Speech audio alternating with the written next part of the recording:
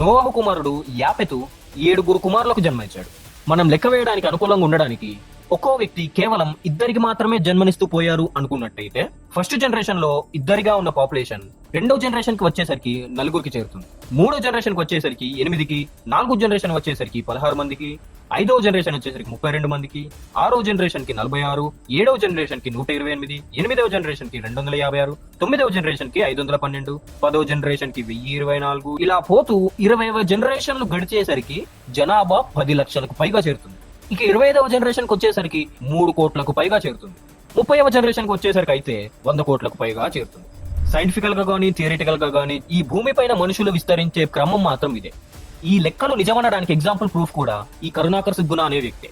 ఎందుకంటే అతని మాటల ప్రకారమే చూస్తే సుగ్గుణ లంక అనే ఊరిలో 200 సంవత్సరాల క్రితం ఒక్క ఫ్యామిలీతో మొదలైన అతని పూర్వీకుల కుటుంబం 200 సంవత్సరాల తర్వాత 1000 మంది జనాభాకి చేరింది.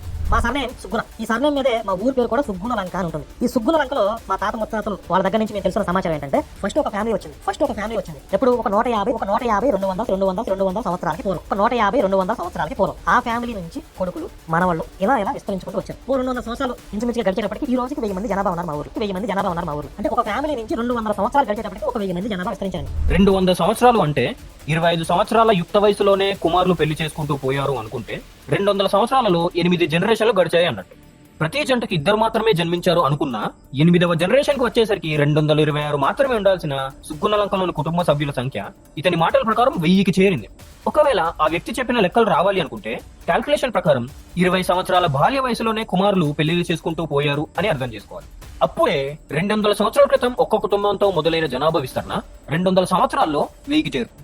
ఈ ఎగ్జాంపుల్ చాలదా నేను చెప్పిన క్యాల్కులేషన్ ప్రాక్టికల్ గా పాసిబుల్ అని నిరూపించడానికి?